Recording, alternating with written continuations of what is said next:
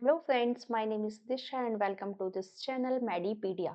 आज हम एमसीक्यू की क्लास आपके लिए लेके आए हैं जिसका टॉपिक होगा एंडोक्राइन सिस्टम। ओनली आज हम एंडोक्राइन सिस्टम का इंट्रोडक्शन एंड साथ ही में हॉर्मोन्स को देखेंगे।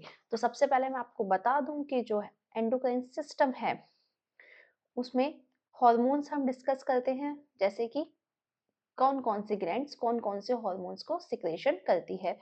तो एंडोक्राइन ग्लैंड्स होती है pituitary glands, pineal gland, thyroid gland, thymus, adrenal gland, pancreas, ovary and testis जिसे हम गोनाड्स भी कहते हैं। मेल एंड फीमेल दोनों में सेम हॉर्मोन्स का सिक्रेशन होता है एक्सेप्ट गोनाड्स। तो हम देखते हैं आज का first question, that is ductless glands which secrete hormone are called. Ductless glands मतलब कि कुछ ऐसी ग्लैंड्स होती है जिसमें क्या नहीं होती है, डक्ट नहीं होती है। डक्ट होती है एक पाइप, ठीक है, एक पाइप जिससे यहाँ से सिक्रेशन यहाँ तक पहुंच सके इस पाइप से होता हुआ। अपनी बॉडी में कुछ ग्लैंड्स डक्ट्स वाली होती है एंड कुछ ग्लैंड्स डक्टलेस होती है जिनके पास ये पाइप नहीं होता। ये पाइप नहीं होता मतलब कि एक टिश्यू से दूसरे टिश्यू तक तो पहुंचना ही है, उसका जो भी सिक्रेशन है उसे पहुंचना ही है। तो कैसे पहुंचता है इस कंडीशन में? ब्लड से वह सिक्रेशन पहुंचता है। Option A is endocrine gland, option B is exocrine gland, option C is both A and B, and the last option is none. तो किसे कहते हैं हम डक्टलेस ग्लैंड्स? तो हम कहते हैं एंडोक्राइन ग्लैंड्स को। एंडोक्राइन ग्लैंड्स को हम क्या कहते हैं? डक्टलेस ग्लैंड्स कहते हैं। तो देखिए, एंडोक्राइन एंड एक्सोक्राइन दोनों ग्लैंड्स में आपको डिफरेंस पता होना चाहिए। तो एक्सोक्राइन जो ग्लैंड्स होती है वो किससे मिलके बनी होती है? वो मिलके बने होते हैं ग्लैंड्यूलर एपिथेलियल सेल से। जबकि जो एंडोक्राइन ग्लैंड है वो किससे मिलके बनती है? एंडोक्राइन सेल से। इनके पास अपनी एक सेल्स होती है। सिक्रेशन की बात की जाए तो जो एक्सोक्राइन ग्लैंड्स है उनका सिक्रेशन किस में होगा? डक्ट्स में होगा। क्यों? क्योंकि इनके पास क्या है? अपनी एक डक्ट होती है। जबकि एंडोक्राइन ग्लैंड्स के पास तो कोई डक्ट नहीं होती है, क्योंकि ये कैसी होगी? डक्टलेस होगी। कैसी होती है ये? डक्टलेस ग्लैंड होती है।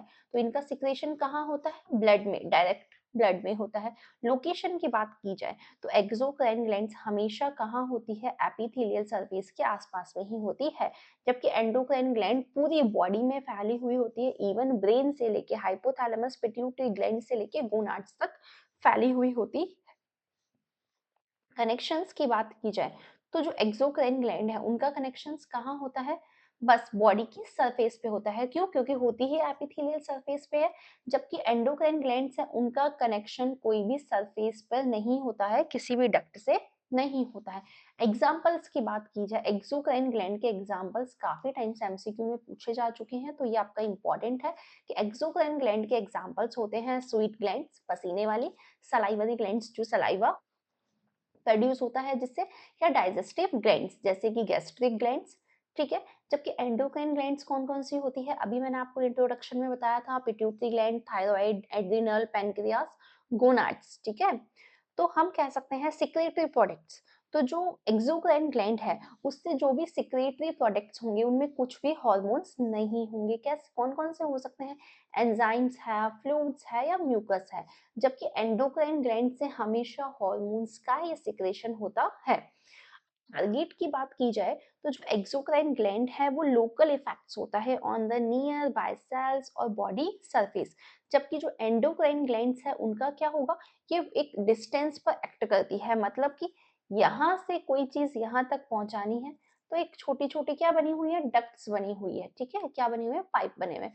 लेकिन एक बॉडी एक जगह से दूसरे टिश्यू तक, मतलब कि बहुत ज्यादा डिस्टेंस पर अगर आपको कोई चीज पहुंचानी है तो उसके लिए हम क्या यूज करते हैं? एंडोक्राइन ग्लैंड का यूज करते हैं।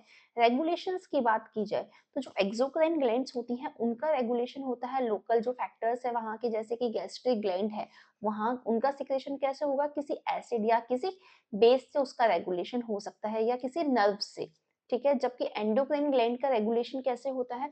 बहुत ज्यादा कॉम्प्लेक्स फीडबैक सिस्टम होता है, जैसे कि जिसमें ग्लैंड्स भी इन्वॉल्व होंगी, हॉर्मोन्स भी इन्वॉल्व होंगे, टारगेट टिश्यूज भी इन्वॉल्व होंगे। अब मोड ऑफ एक्शन की बात की जाए तो एक्सोक्राइन ग्लैंड आसपास के लोकली पैक्ट करेगी, जबकि एंडोक्राइन ग्लैंड ब्लड में, ब्लड से होती हुई सभी टिश्यूज सभी ऑर्गन्स के पास में जा सकती है। अब बात की जाए एक्सोक्राइन ग्लैंड की, तो आप देख सकते हैं this is the diagram of exocrine gland and this is the endocrine gland कि ब्लड वेसल से कैसे हार्मोन फ्लो होता है। यहाँ पर क्या है, इसके पास अपनी एक डक्ट है, ठीक है। तो हम देखते हैं next question, that is which of the following is the steroid hormone. अगर आपको अभी तक नहीं पता है स्टेरॉइड हार्मोन्स क्या होते हैं एंड कैसे होते हैं, तो आप मेरी क्लास देख सकते हैं। मैंने वहाँ पे ये टॉपिक सबसे पहले वहीं पर मैं पढ़ाती हूँ, थ्योरी की क्लास लेती हूँ, उसके बाद में हम एमसीक्यू क्वेश्चंस को सॉल्व करते हैं।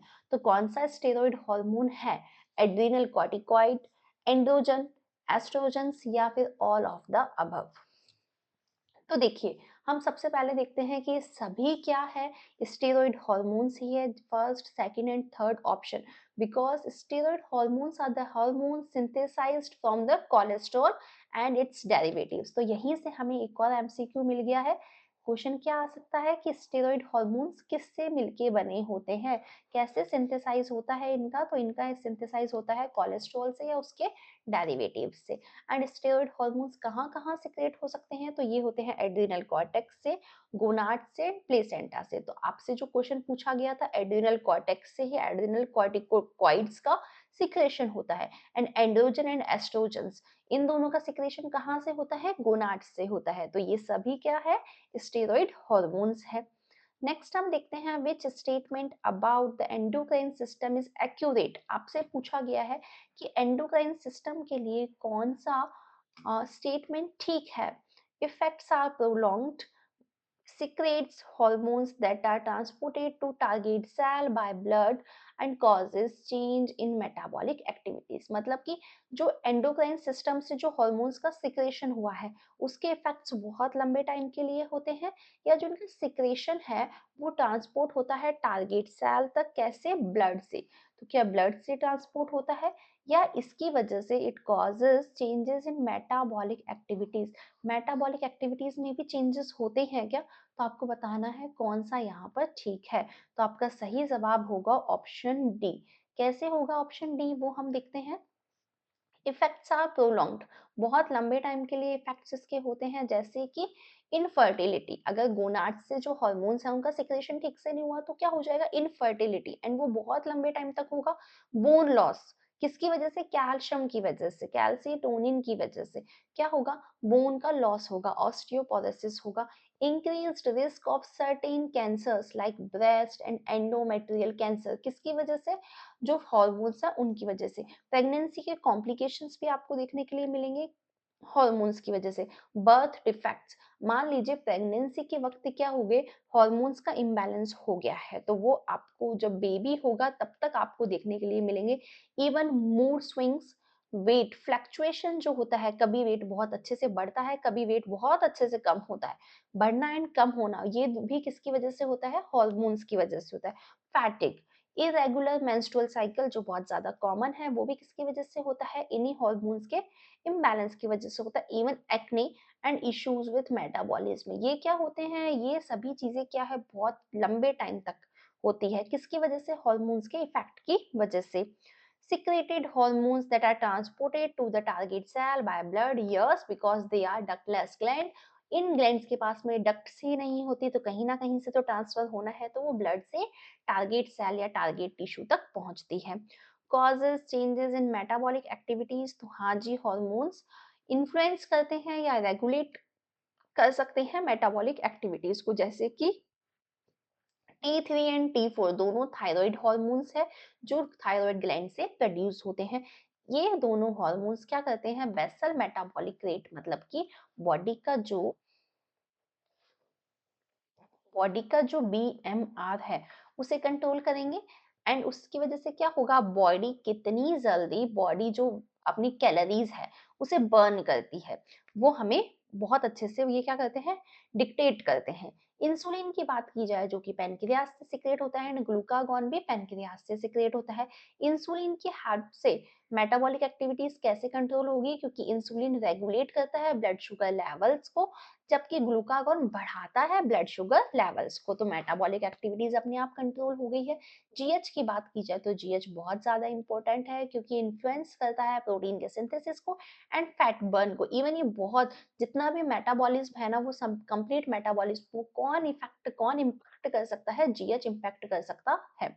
Chemical messengers produce by ductless gland are referred to. अब जो केमिकल मैसेंजर्स है जो कैसे हुए हैं? डक्टलेस ग्लैंड से हुए हैं, उन्हें हम क्या कहते हैं? आरबीसीज, हार्मोन्स, प्लाज्मा या लिम्फ। तो आरबीसी एक ब्लड सेल होती है, हार्मोन्स ही कहते हैं ऐसे केमिकल मैसेंजर्स जिसमें केमिकल्स है, ऐसे मैसेंजर्स जिसमें केमिकल्स की फॉर्म में मैसेज जाते हैं डक्टलेस ग्लैंड से, उन्हें हम हार्मोन्स कहते हैं। तो आपका सही जवाब होगा option B. Plasma is the blood fluid, या हम क्या कह सकते हैं? ब्लड है, ब्लड के बाद में जब ब्लड सेल्स अलग हो जाती है तो जो ब्लड बचता है, एंटीकोगुलेटेड ब्लड जो होता है, उसके बाद में जो ब्लड बचेगा ब्लड सेल्स को निकालने के बाद में, उसे हम प्लाज्मा कहते हैं। Lymph is also a body fluid. तो एक hormone is defined as a chemical messenger that is synthesized by endocrine gland and transported by blood to the target tissues और organs। तो आप देख सकते हैं ये एक सेल है, इस सेल में क्या है? ये जो ब्लू वाले छोटे छोटे हैं, these are the hormones, and ये क्या होंगे? इस ब्लड कैपिलरीज से टारगेट टिश्यू पे ट्रांसफर होते हैं। The next question is, which of the following statement regarding endocrine gland is true? Endocrine gland के लिए कौन से statement ठीक है?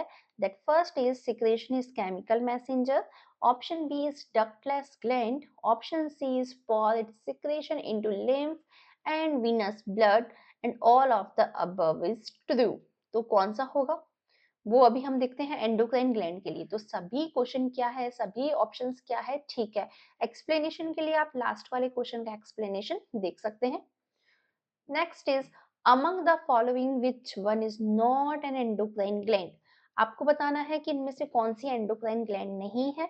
Option A is kidney, option B is thyroid, option C is pineal and option D is thymus. अब मैं आपको कहूँ कि जो किडनी है वो एंडोक्राइन ग्लैंड नहीं है, तो आप बोलेंगे कि नहीं मैम ऐसा तो कुछ नहीं होता है, क्योंकि एंडोक्राइन ग्लैंड में कौन से? इरेथ्रोपोइटिन, इरेथ्रोपोइटिन एंड साथ ही में कौन सा? थ्रोम्बोपोइटिन, पोइटिन एंड बहुत सारे। प्रोस्टाग्लैंडिन में सिक्रेशन करता है कौन? एंडोक्राइन। बट वो क्या नहीं है? केमिकल मैसेंजर्स नहीं है, वो ब्लड से सिक्रेट नहीं होते हैं, ब्लड से ट्रांसपोर्ट नहीं होते हैं। इसलिए किडनी ग्लैंड तो है लेकिन एंडोक्राइन ग्लैंड नहीं है। ह्यूमन एंडोक्राइन ग्लैंड्स होती है hypothalamus, pituitary gland, thyroid gland, parathyroid gland, adrenal, pancreas, thymus and gonads. ठीक है, तो ये अपनी क्या होती है? 8 एंडोक्राइन ग्लैंड्स होती है। हाइपोथैलेमस को बहुत सी बुक्स में एंडोक्राइन ग्लैंड नहीं कहा जाता है क्योंकि उसने सिक्रेशन नहीं किया, उसने जस्ट क्या किया है? सिंथेसिस किया है। ठीक है, तो ये अलग अलग बुक्स में अलग अलग आपको देखने के लिए मिल सकता है। Which one of these hormones is fat soluble? अगर कौन कौन से हॉर्मोन्स फैट सॉल्युबल होते हैं, वाटर सॉल्युबल होते हैं, वो मैं आपको पहले ही अपनी क्लास में बता चुकी हूँ। तो option A is peptide hormone, option B is thyroid, option C is protein and last option is amino hormones. तो कौन से फैट सॉल्युबल हार्मोन्स होते हैं? तो थायराइड जो हार्मोन्स है वो क्या होते हैं? फैट सॉल्युबल होते हैं। इसका एक्सप्लेनेशन हम देखेंगे। सबसे पहले वाटर सॉल्युबल हार्मोन्स कौन कौन से होते हैं? Water soluble hormones cannot easily pass through cell membrane due to its polarity। इसकी polarity होने की वजह से ये सेल मेम्ब्रेन पर प्लस माइनस होने की वजह से क्या नहीं होते हैं? सेल मेम्ब्रेन पे पास नहीं हो सकते हैं वाटर soluble वाले। तो ये क्या करते हैं? सेल सरफेस पर जो रिसेप्टर्स होते हैं उनसे बाइंड हो जाएंगे एंड ट्रिगर करते हैं इंट्रासेलुलर सिग्नलिंग कैस्केड्स को, जैसे कि epinephrine, adrenaline, non adrenaline, glucagon, GH and oxytocin. आपको अच्छे से पता होना चाहिए कि ये सभी क्या होते हैं? ये सभी वाटर सॉल्युबल हार्मोन है। जबकि lipid soluble hormone easily transfer हो जाते हैं। क्यों? क्योंकि लिपिड्स का तो नॉन पोलर नेचर होता है, कुछ नेचर ही नहीं है, ना प्लस ना माइनस, तो इजीली क्या हो जाएंगे? ये नॉन पोलर नेचर की वजह से इजीली ट्रांसफर हो जाते हैं। ठीक है, एग्जाम्पल कौन कौन से हो सकते हैं? Estrogen, progesterone, testosterone, cortisol and thyroid hormones. ये सभी क्या है? लिपिड सॉल्युबल हार्मोन्स है, जो मैं आपको पहले ही क्लास में बता चुकी हूँ। आई होप आपको क्लास अच्छी लगी होगी। क्लास अच्छी लगी हो तो क्लास को लाइक कीजिए। अपने फ्रेंड्स को ज़्यादा से ज़्यादा शेयर कीजिए। ये था जस्ट एक इंट्रोडक्शन एंडोक्राइन सिस्टम के लिए। नेक्स्ट एंडोक्राइन सिस्टम का जब भी पार्ट आएगा तो हम पिट्यूटरी ग्लैंड पे क्वेश्चंस लेके आएंगे। टॉपिक वाइज यहाँ पे आपको एमसीक्यूज सॉल्व करवाए जाते हैं। क्लास अच्छी लगी हो तो क्लास को लाइक कीजिए, अपने फ्रेंड्स को ज़्यादा से ज़्यादा शेयर कीजिए। चैनल को अभी तक सब्सक्राइब नहीं किया है तो चैनल को सब्सक्राइब कीजिए। Thank you for watching.